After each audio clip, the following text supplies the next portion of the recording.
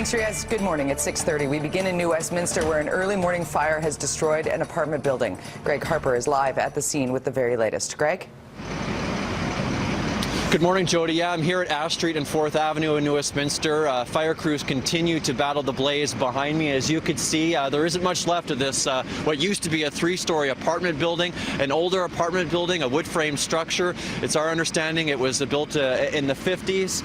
This is a fire that started around 1:30 this morning. You could see the aerial ladder in that direction, trying to contain it there, because not far from where the building is burning and smoldering is a large tree, which is next to another apartment building.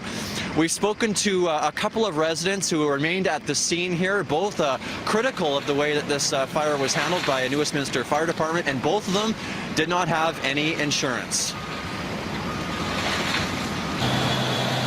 As I came out, I looked up. There was barely anything. Fire department was here, but they weren't spraying that much. I don't know, like I was telling the other crews, I think this could have been all avoided if they would have sprayed it more than they were. But I'm not a fire guy, so I don't know. So what caused this fire? That's still being investigated, and it's going to be some time before that's figured out, of course. Some residents are saying that it started in the lobby, others saying it started on the 2nd floor. There's a rumor that it was deliberate, but again, what caused it, that's still being investigated. To the best of our knowledge, no one was injured. We've heard 50 to 60 people who live in the building were evacuated. They were put on a bus just after 2 o'clock this morning. They are now in the hands of emergency services.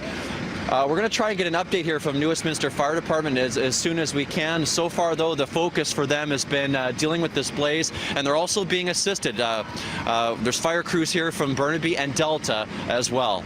Jody? A massive blaze in New Westminster. Greg Harper reporting live for us this morning. Thanks, Greg. Surrey RCMP still have a lot of questions about a disturbing home invasion we told you about yesterday morning. 4 children and 2 adults were allegedly threatened and restrained on Wednesday night. 2 suspects, only described as South Asian men, burst into the home in the Strawberry Hill neighborhood. The children's father arrived home during the incident, confronting the robbers. He was left with jaw and head injuries. Police believe the invasion was targeted. We're following up on different leads. It's definitely a file that is very active. Anytime children are involved in a crime that they have nothing to do with, it is a concern for our officers, and we're doing everything we can to catch the persons responsible. The suspects in question were wearing hoodies and left the scene in a dark-colored Honda. They allegedly made off with a number of valuables. North Vancouver RCMP appear to be dealing with a home invasion of their own. The incident happened last night at an apartment on East 1st Street. Police chopper Air 1 was used in the search for potential suspects, but there's no word on any arrests or injuries. A coroner's jury says the death of a veteran in Prince George was a homicide. I will never feel that justice has ever been done for my son. The jury has released 9 recommendations for preventing another death like the one in September of 2012. 41-year-old Greg Matters was shot and killed by RCMP during a standoff at his home. An emergency response team was deployed after Matters had an altercation with his brother. The jury wants ERT members better trained to handle similar situations and for veterans to get better support.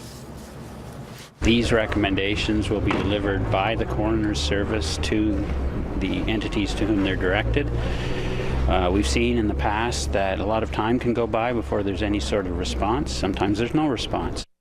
Matters was suffering from post-traumatic stress disorder after serving in Bosnia with the Canadian Forces. BC's government watchdog says Victoria is not properly protecting your personal information. The Auditor General has found holes in the province's website security, making sites vulnerable to breaches. Russ Jones and his team looked at 80 government sites. 56% were found to have serious vulnerabilities. What it does raise for us is that there is a need for us to continue looking at these major systems and providing our valuable expertise in terms of letting government know if they have or have not got appropriate security policies in place.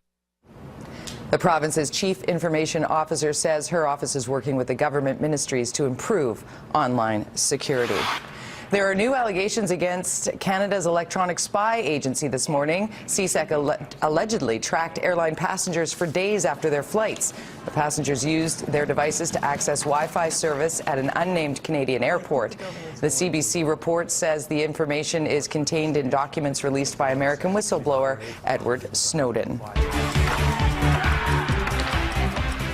6:36, let's talk some sports. The NFL is getting ready for their big game this Sunday. Super Bowl 48 will be held at New Jersey's MetLife Stadium. It's the first game to be played outdoors in a cold weather venue. To pull it off, the league waived its rule that the average February temperature in the host city be at least 10 degrees Celsius. At the moment, the forecast calls for a sunny afternoon, and according to our Russ Lacate, around 5 degrees for game day on Sunday.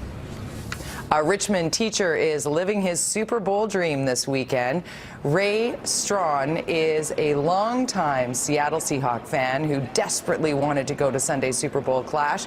Making the trip to the biggest football game of the year was financially not possible for him. Then along came some of his former students who surprised him by fundraising enough money to make his dream happen. They raised over $1,500 in just a few days. He is now in New York with tickets to the Super Bowl.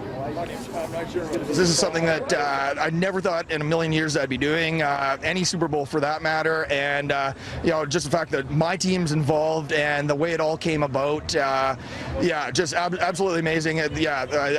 I'm speechless, actually.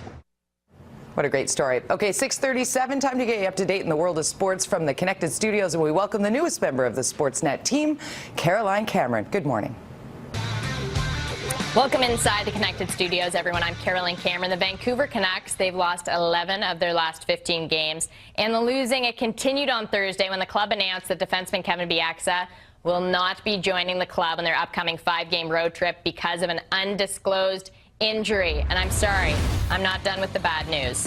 Forward Mike Santorelli underwent successful shoulder surgery today to repair a torn labrum. Santorelli is expected to make a full recovery, but he will be sidelined for 5 to 6 months, effectively ending his season.